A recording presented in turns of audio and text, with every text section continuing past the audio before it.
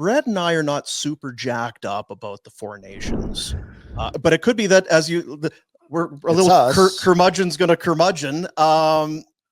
What's the vibe out there? That's a really good question. I think it's been so long since there was an international, World Juniors aside, which is kind of its own thing, right? But since there was a best on best tournament where everybody thought, boy, this is there's the World Cup of Hockey thing is, it never really settled, right? The format never settled, the teams never really settled. It never felt like it didn't feel like a continuation of the Canada Cup and they've been out of the Olympics for a long time. So I think we're all kind of out of practice, and maybe also a little skeptical of, it's the middle of the season, everybody's in shape. There's going to be some amazing players there. You can kind of the lines, Canada's first three lines are going to be ridiculous. The Americans are going to be really good. The other thing is, I think not having the Russians there, and again, I don't think the Russians should be there, believe me, but not having the Russians there kind of changes it for me. I don't know about you guys. So it's best on best, but no Russians. Yeah. Look, I hope it's great. I think the hockey will be really, really good, but will it have that kind of Olympic vibe or Canada Cup vibe, or it's hard to recreate that. I don't think so. And I think I kind of, that's kind of where I'm heading here. I think it's going to be, I think people will be kind of look at it, from a distance and kind of say, wow, this is really good and really fast and really skilled. But is it going to get your heart beating like those tournaments? We'll see. Again, maybe that'll happen in, you're going to need some sort of trigger to make it that way, though, right? Something has to happen in these games, because Pinder will argue this, and I guess it's just my opinion and yours, being the curmudgeons that we are, but it's not circled on my calendar. If I'm on my couch and I'm around, it's going on. Ryan's thinking is you have to start somewhere, and maybe it'll build and grow. I wonder how much of it is too that maybe there's a little apprehension, or our goaltending isn't very good. We could get but there's also not just the goaltending. I think there's apprehension about Hockey Canada. Yeah, it's adding to some disdain for this, which is weird when you can have Connor McDavid and but it's not about that. It's not about the players that Team Canada has. It's about how Team Canada has conducted business and performed in the World Juniors last year and the year before, and how they've it's a deep ingrained, because when I'm at the rinks with young kids and I'm hearing parents that have nothing to do with Hockey Canada, but their comments are all the same. There's an arrogance to Hockey Canada.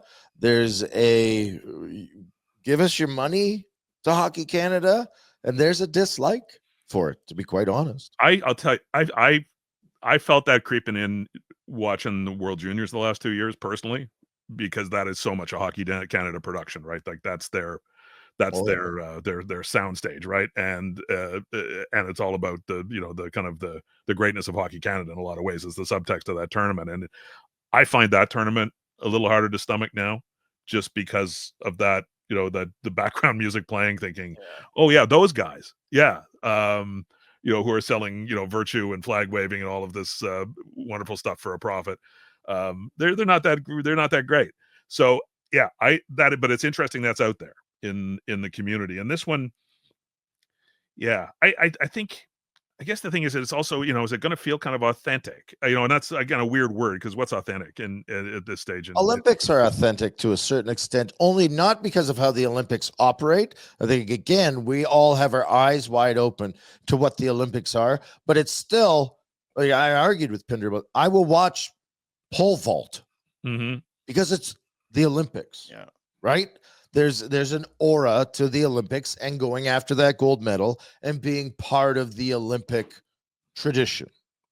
There's none of that with what we're going to watch. Well, and even though the IOC are, horrible people and all of that stuff, we can kind of suspend disbelief, right? And you kind of, and you get sucked into it. I did last summer again. I watched hours and hours and hours from Paris because, you're for the same reason, right? And this feels kind of like, I don't know, made for TV. It's manufactured. And the Olympics is manufactured too, but there's a history. So, I think it's the hockey. Look, and the best case scenario is that Canada is in peril. right? Yeah. Like that, you need Canada, like maybe not, maybe you need them to lose, but you definitely need the sense that this is not just a cakewalk. The Canadians need to be down to garner some sort of. Well, that will bring out emotion, right? Yes. Well, and the tradition of Canadian hockey we've always been really, really good and had talented players. But what set us apart, what did Grapes used to say, and we all used to believe in, we had the heart. There's going to have to be some rallying or showing of heart and overcoming the obstacle, because that's supposed to be what Hockey Canada is. Yeah. And again, if you think of the classic hockey moments internationally, going back to, God knows, the Trail Smoke Eaters maybe, but certainly going back to 72, that's the narrative, right? It's not like in Sochi where Canada just rolled everybody. No, like nobody remember anything about that tournament? I don't. It's that moment where they've got to, Phil Esposito gets up and makes the speech, and they got to, nobody believes in them, and then or Gretzky goes and has a press conference in Salt Lake and says they're all against us, and and then the good Canadian boys rally and dig deep because they're Canadian and they've got something that the other guys don't have. Like, that's our national story, right? And yeah, maybe. And I'll tell you one thing: if the Americans are the bad guys, they're going to make really good bad guys at this point in history. Like, this is a good time, for them to be the other. Political, yeah. And this could be the last year of it, because we're going to lose another team when we become American. We're just melting. Well, they're going to take our country and make it a state. They're going to take our sport now, and it's tough. We're going to have to give up a lot to watch. No, I feel like if it's adversity that the Canadians are going to need, I think they're going to get it. They might get it in spades. Yeah, I kind of think so too.